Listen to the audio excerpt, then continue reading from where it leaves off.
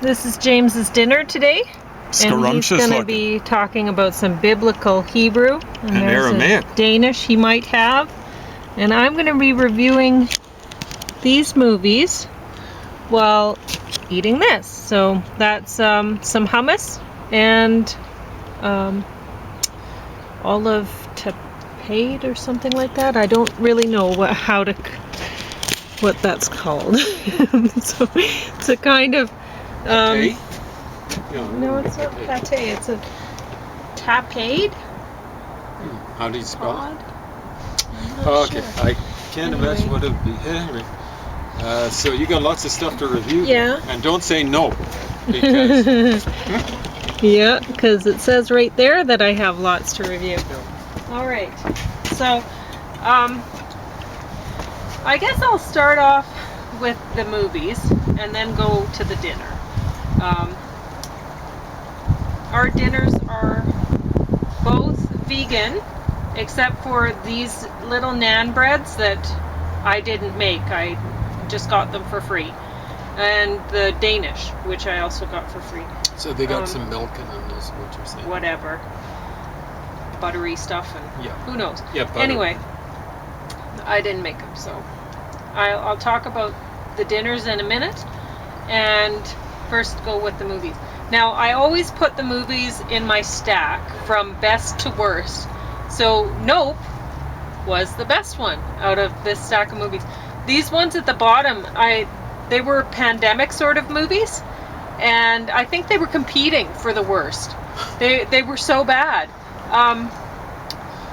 But I guess what happened, my guess, is that a lot of people had movies in the can that weren't very good around pandemic time, and then they thought, okay, well, if we shoot a couple extra scenes, we can turn this into a pandemic movie and it'll sell because of the pandemic. Stop it. So yeah, so I think that's what happened,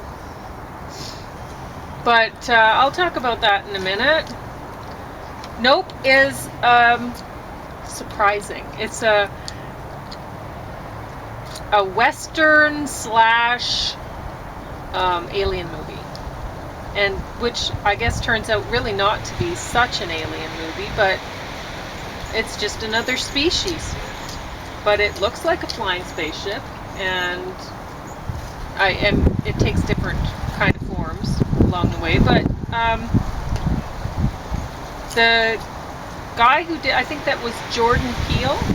He was writer, director, and producer of this, if I remember correctly, seeing that, and did a great job. The movie was longer than a typical movie length, but I enjoyed it.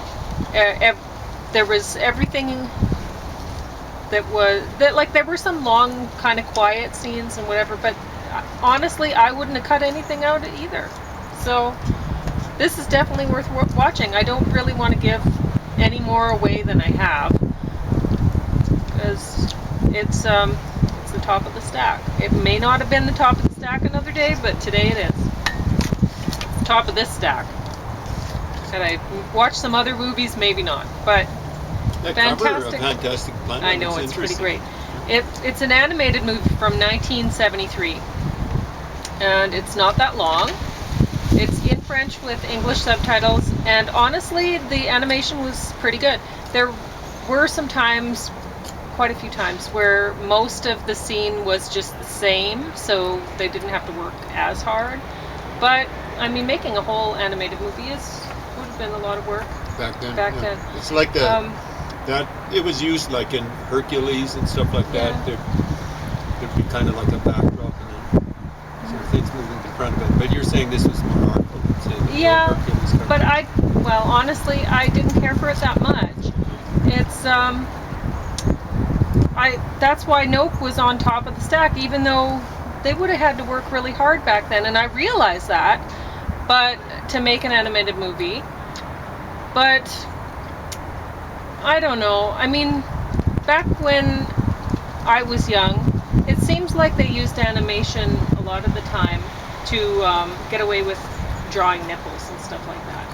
of. Is that true? Yeah. and like for adult kind of movies, where because you wouldn't see them otherwise, it was considered pornography to show stuff like that when I was young. So you didn't see that, but you did if you watched some animated movies. So I don't know.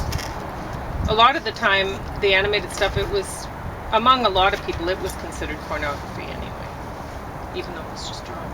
But I didn't think the story was really that good. And anyway, the animation was good though, and they would have had to work hard. Smile.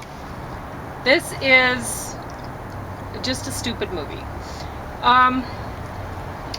I can't believe I watched the whole thing. Honestly, with all of the rest of these ones, I can't believe that I got to the ending of them.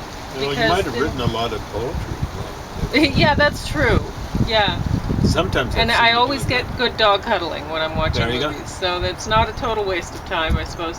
But all of the rest of these are sort of pandemic movies. They're about things contagious, right? Something's contagious, and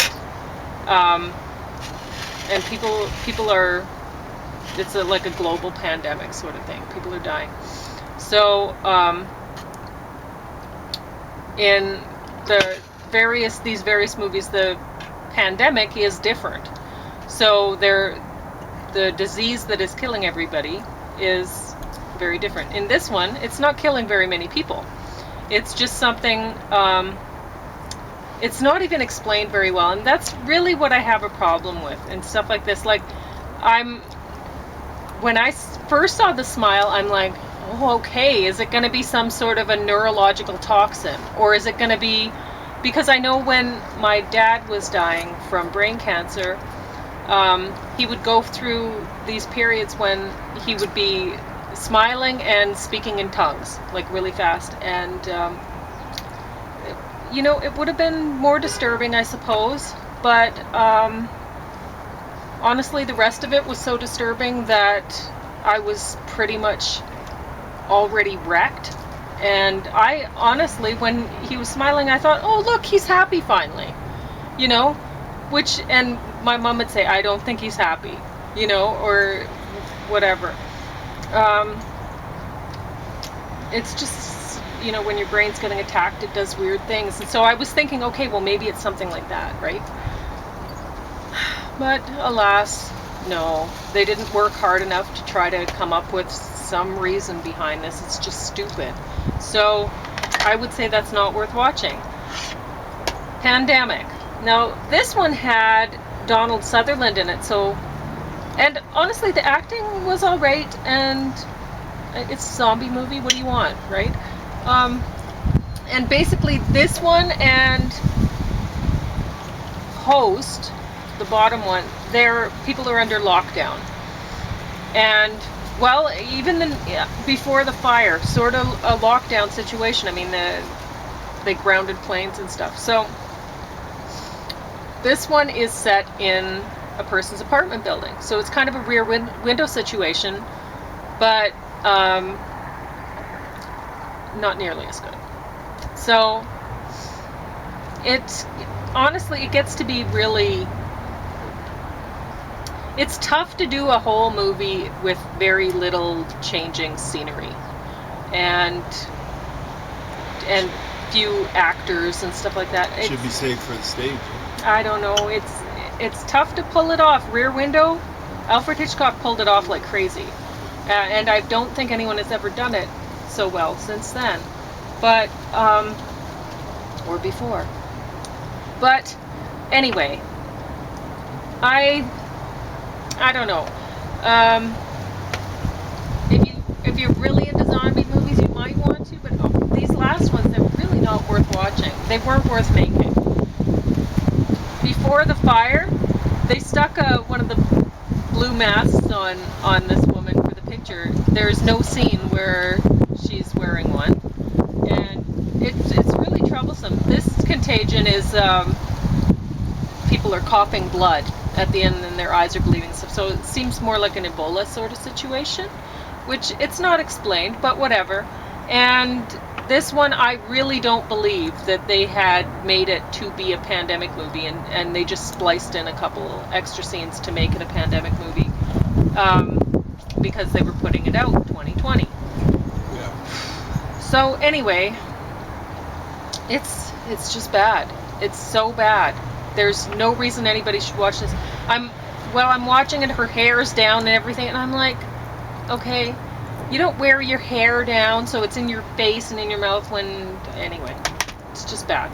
It's not even worth me Maybe giving some time. people I don't do know. it, but they I don't know shouldn't. why they shouldn't. So, Host. This is another pandemic movie. It was an isolation sort of thing. It sounded like it came from Australia. I don't know. I don't care. It was so bad. And yeah, it was in 2020.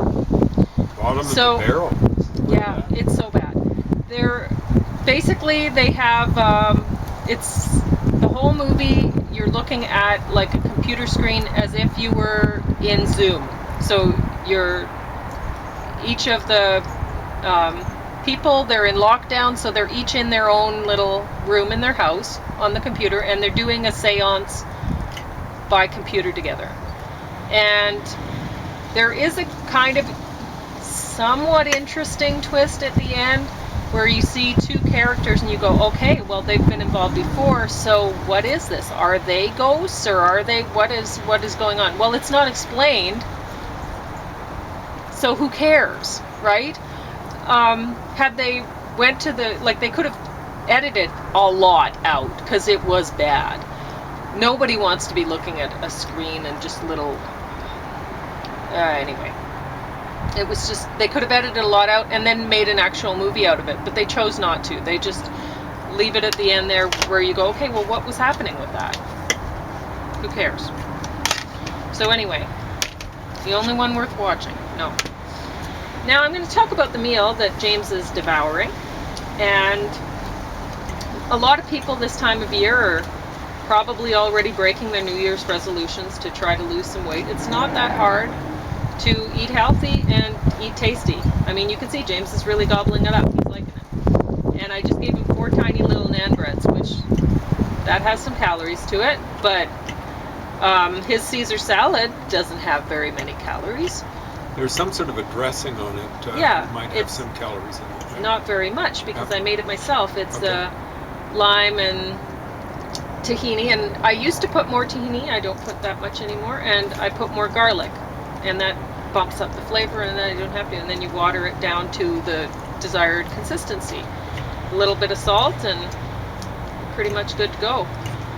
And pomegranate arrows instead of croutons. So Much better. much better. And my dinner, this is hummus, and I used to put more tahini in my hummus, but then I found using white beans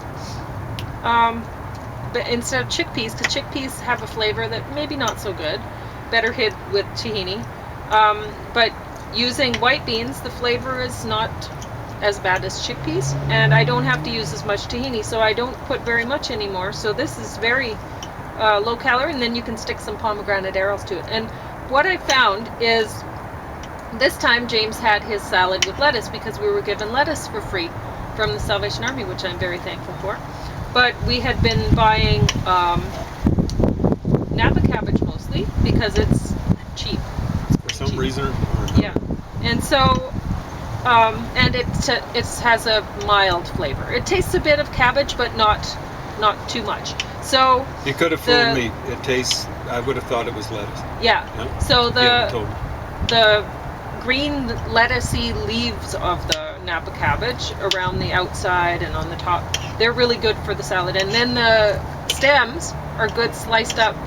The white part is good sliced up and in a stir fry. Really great. Awesome. And then You've been making some these awesome inner stir-fries. leaves of the Napa cabbage, they're like little boats that look like endive.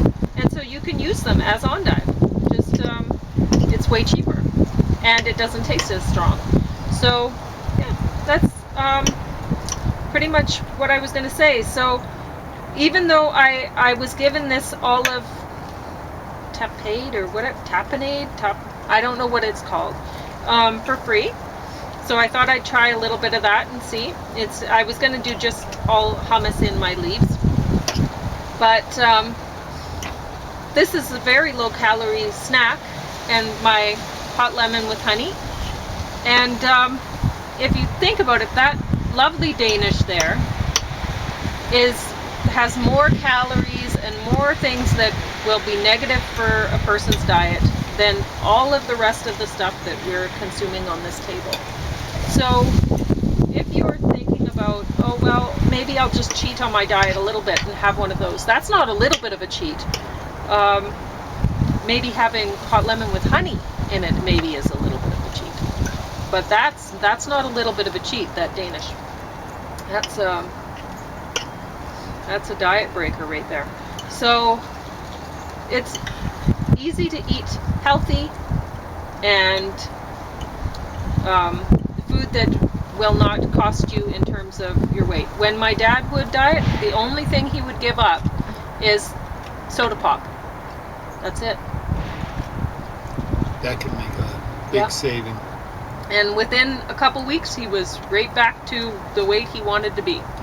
So soda pop's basically what, syrup and then watered down a little bit, or? Yeah. And the time that I gained the most weight, the heaviest I've been in my life, was one fall. I was under quite a lot of stress, and I started drinking. I'm going to call it Clope Zero, but you know what the brand name really was, because I don't know if I'll get away with it if I give you the brand name. You should really And be able I love to do that consumer stuff. reports, but what the heck. I loved it. It was delicious, and I kept gaining weight like crazy. And then I read something that was an article that was talking about how people should stay away from the diet sodas when trying to lose weight, because it does not help them. They end up gaining even more weight. And I think, and then I ended up reading more about the subject, and I guess your brain, when it expects to get something sweet, it's expecting the calorie hit. When you taste that sweet, you're expecting the calorie hit, and so then when your brain's not getting it, it's like, oh, well, I'm going to keep eating some more until I get that. So it doesn't end up working out for you. So it's better to just, if you can, kick the sugar. You can eat fruit and stuff like that. And like these pomegranate arrows are not going to kill your diet. They're going to be great for you. So you can kick the sugar and try to kick as much of the fat as you can out of your diet, because you probably don't need the excess fat if you're trying to lose weight. You probably have plenty enough on your body. So yeah, it's not hard. It's not hard at all. Not hard at all. I was concentrating a little bit on these potatoes. Did I sure overbake they didn't them? hit no, they're great.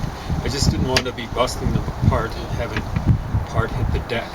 Are you going to talk about biblical Hebrew? Maybe. How much time have we got? Lots. Yeah, I know.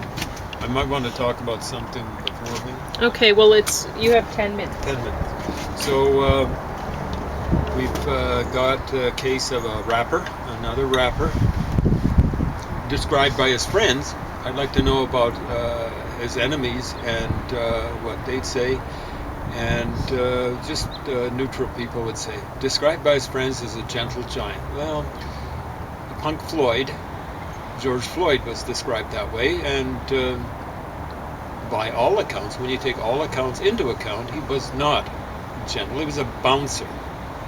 In his biography, written by very friendly sources, they not friendly to the truth. They kept on saying it was he worked in security. He was a bouncer.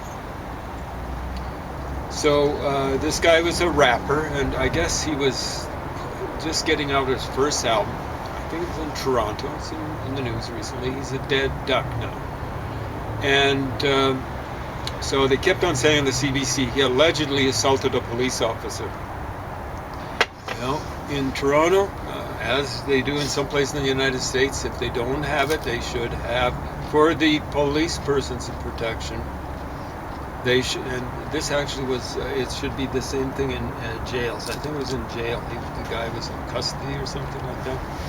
Now, the stuff should be on camera. They got cameras all over the place. When I worked at the cop shop, they had something when they moved into the new, and that was not my choice.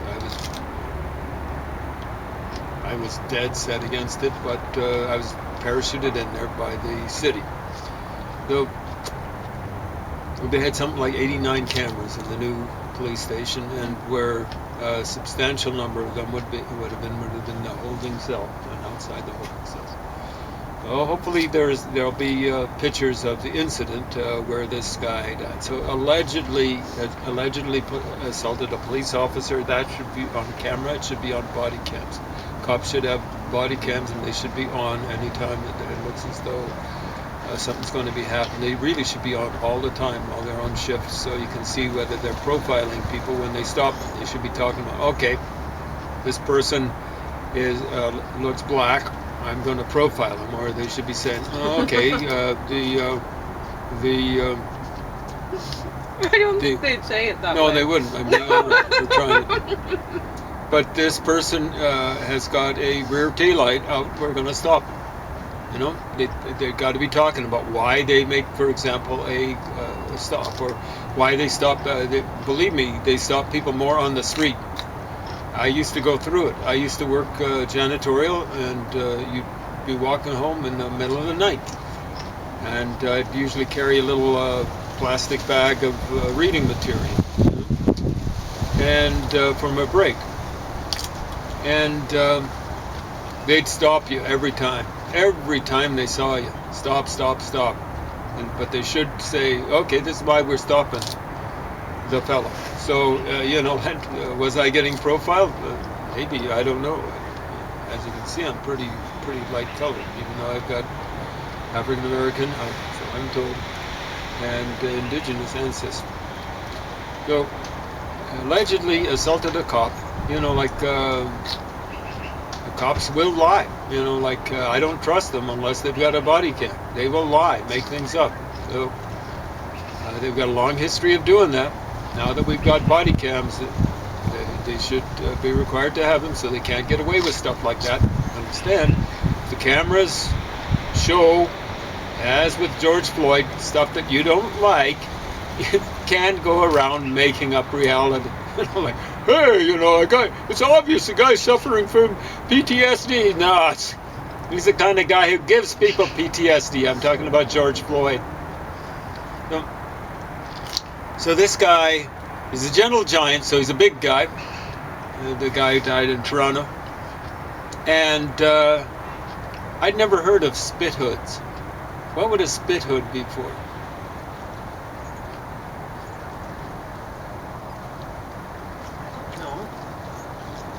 He was wearing it. Is that the screen? The face screen? I guess rather than the police officers or the correctional officers or whatever they're called, whatever politically correct term or incorrect term is, I think they'd rather put the protection on the prisoner. Oh. Is that maybe what it would be? Because the I guess this is a plastic screen that people were wearing in the beginning of the pandemic. Some were wearing. I don't know what it would be. I figure it's something to stop a guy from spitting in cop spaces. Yeah. Or well, you've got to have something during a pandemic. You can't have people. It should be all the time. I mean, you can't have people attacking anyone by spitting in their faces or whatever. No, I gather the guy was spitting. Okay. You know, my level of caring is going down. You know, like, and then, you know, I had one police officer say to me, James, the last thing when you're involved as a police officer, involved in an altercation, let's say trying to settle down a bar brawl, is to hear they're bringing the police dogs out. And I'm going, why would that be? So I can remember when I was in the police station once, they brought in a trainee dog and it was friendly. So I went to pet it. It came over to me and they just, stop right there. And I go, what? You know, I almost like put my hand. They said, we don't want the dog identifying with anything but its owner/handler. So they're trained to only obey one person and to be friendly with one person. So then it started to come clear when he said, like when the police officer said, look, when they get the police dog and they loose it on a crowd of people fighting, and the police officers, at least hopefully, are trying to quell a dispute, the dog will bite anything within reach except its owner. So it'll bite police officers. Okay. Pepper spray is not fun for the person who gets pepper sprayed. I doubt if it's very fun for a police officer involved in a melee. Someone's, you get tangled up with a big gentle giant who's somehow or another given correctional officers problems. And, the pepper spray, there's going to be what they call in the military collateral damage. In other words, it wouldn't be fun. They would not use, in close quarters, they would not use pepper spray just for the fun of it, or just because they hated the guy or something like that. They would use it to quell the guy. You see my point? Yeah. But anyway, apparently combination of pepper spray and a spit hood. I don't know what the spit hood would exactly be. Maybe it's just the plastic thing Maybe over it's a hood. Yeah, I suspect that's what I think. Here you go, dude. You want to spit in that. So I want to see camera stuff, but there's big investigations. I think guys have been suspended, and I'm going, okay, the guy's a hip hop artist. I want to hear dude's lyrics. The person who should be investigated as much as the police officers is this stupid so-called gentle giant. Was he really spitting? Was he? I want the investigation of when he allegedly assaulted a police officer. I want a full investigation of that. I don't want it covered up. Okay, he assaulted the police officer, but we're not going to pursue that because he ended up dying. I want to find out. And they actually said on CBC he was being held illegally because he was out on bail. What is an idiot like that? Someone who does rap stuff, again, I want to use lyrics, but if it's typical rap stuff, I don't want him out on bail. There's an issue within the last week of someone out on bail and killing a police officer. But they could be killing anyone. So the CBC coverage was saying he's being held illegally. Apparently hadn't been released when he was not supposed to have been, on bail. And I'm going, I don't know. Did you think they want to, we want to have this guy here because he's such good company. We want to hear him rapping or something like that. Or we want to beat on him or whatever. Something got all scrambled up. My suspicion is, I want that thoroughly investigated, but my suspicion is it just was a bureaucratic foul-up or stuff like that. So being held illegally, CBC, I think you're on the hook for saying being held illegally. You should be sued for saying that, unless you can actually prove it. Okay, so back to something a lot nicer. Biblical Hebrew and Aramaic, written by Larry A. Mitchell, is a professor of Old Testament, Pacific Union College, Angwin, California. Pacific Union. I don't know if that's a religious college or not, but this guy's done a job much better than what you'd expect coming out of someone teaching at a religious college. It might not be a religious college. There's nothing religious in the name. A student's vocabulary for biblical Hebrew and Aramaic. And yeah, there are some passages of Aramaic in the Old Testament. And so there's about